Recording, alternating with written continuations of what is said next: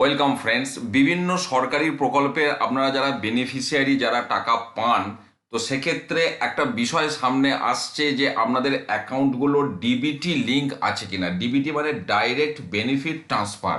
Actually বিষয়টা কিছু নয়, যে আপনার অ্যাকাউন্টের সাথে আধার লিঙ্ক আছে কিনা, এটাই হচ্ছে মেন এখানে তাৎপর্য বিষয়।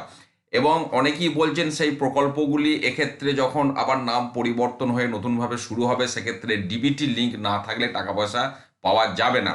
তো যারা আপনারা বেনিফিশিয়ারি এই সুবিধা পাচ্ছেন, শুধুমাত্র আপনাদের জন্যই এই ভিডিওটা।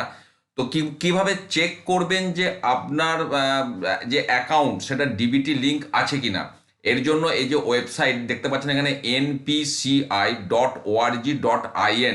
এই ওয়েবসাইটটাতে যাবার পর এখানে আপনার এই যে ভারত আধার সিডিং এনাবেল, এই যে অপশনটা কাস্টমারের আন্ডারে রয়েছে, এই অপশনটাতে আমরা যাব।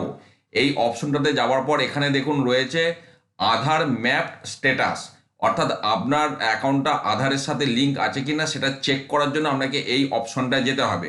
গেলে এখানে আপনাকে আধার নম্বরটা দিতে হবে। আমি আধার নম্বরটা দিচ্ছি। দেখুন আমি আধার নম্বরটা এখানে দিলাম। তারপর এখানে যে আপনার ক্যাপচাটা রয়েছে, এখানে ক্যাপচাটা দিলাম। ক্যাপচাটা দেওয়ার পর আমাকে চেক স্ট্যাটাসটা ক্লিক করতে হবে। তাহলে আমার ওই আধারের সাথে যে লিঙ্কড মোবাইল নাম্বারটা, সেই মোবাইল নাম্বারটা শেষ 4টে ডিজিট এখানে উঠেও যাবে। তো সেই মোবাইল নম্বরে একটা ওটিপি যাবে, তারপর আমাকে সেই ওটিপিটা দিতে হবে। আমি সেই ওটিপিটা এখানে পুট করছি। আমি ওটিপিটা এখানে দিলাম। ওটিপিটা দেওয়ার পর আমি এখানে কনফার্ম করছি।